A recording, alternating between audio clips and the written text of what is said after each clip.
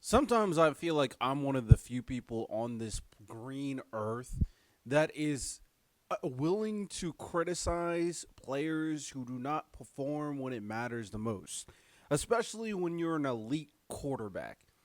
The amount of excuses Josh Allen has been getting is disgusting.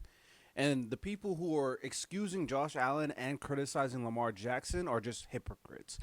So let's talk about that final drive and how Josh Allen was apparently not his fault. It's all Kincaid's fault. Let's really talk about that.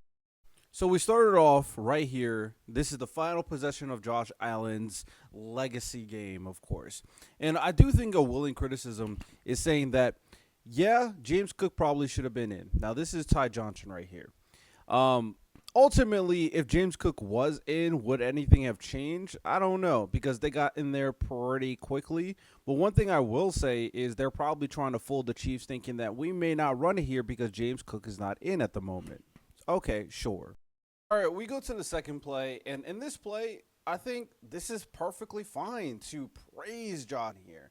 He sees a hole, he runs for that 13 rushing yards, gets a new set of downs. So now he is fresh, he has time.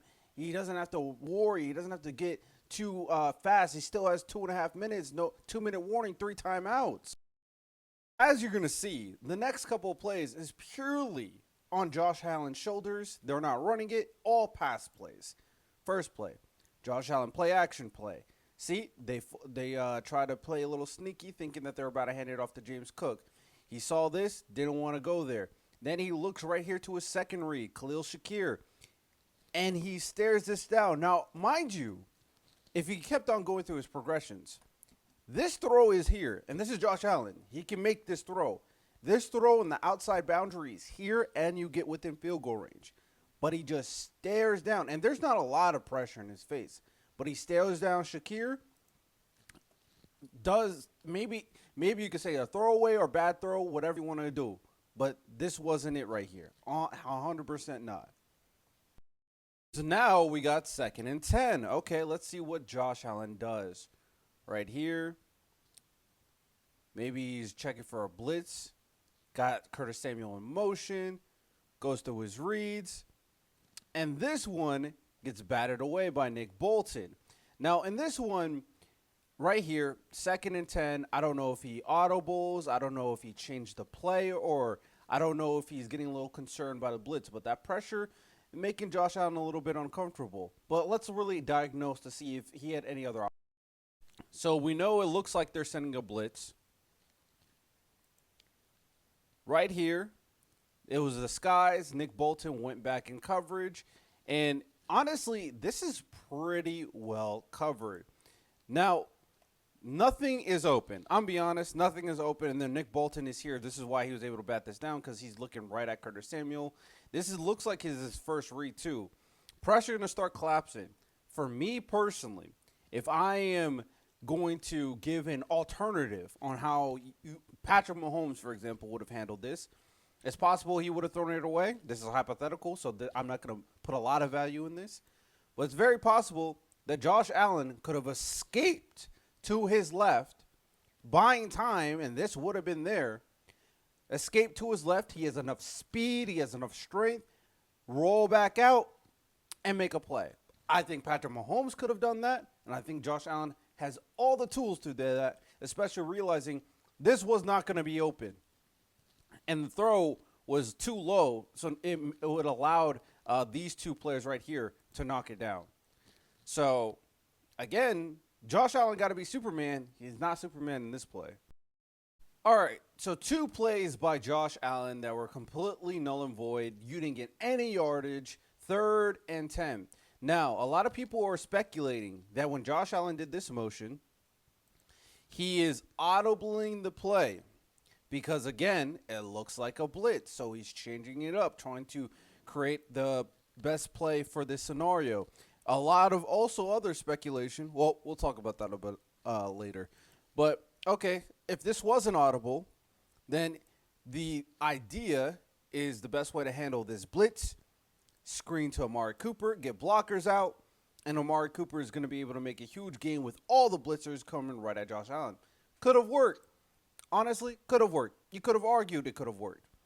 But this was an amazing tackle by George Karloftis that only allowed this to be a 5-yard gain. Ultimately, you can feel however you want. It could have been a better play, but it seems like that was on Josh Allen for that play in particular. That's the play he wanted. That play got him a couple of yards. Now let's talk about the infamous play that everybody is making excuses for Josh Allen. Now, again, it looks like a blitz. And it seems like they have a potential counter because they put Shakir in motion. He goes over here, and then he's going to be an option the entire time. Now, it seems there is speculation again. I don't know this for sure, but that apparently Josh Allen slid protection to the left. That is the speculation. And then a lot of the pressure came to the right. The reason why this has a lot of validity is because you can see a lot of them slide to the left. Josh Allen instinctively goes right. So he was going to assume that they all protected left. It will be fine. And then he ran right into the blitzers.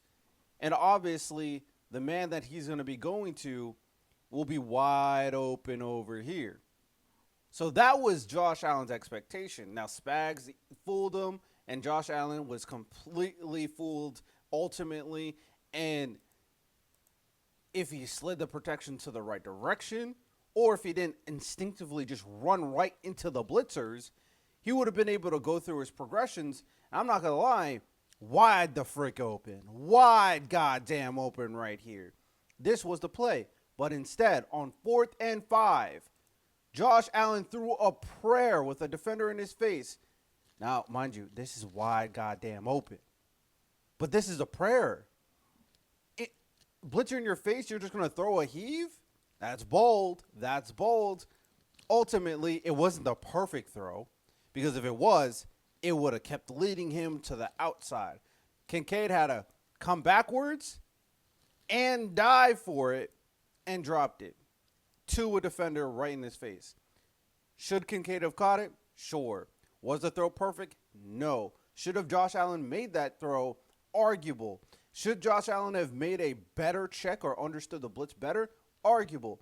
Was Josh Allen have everything he needs to win the game, and did Josh Allen choke?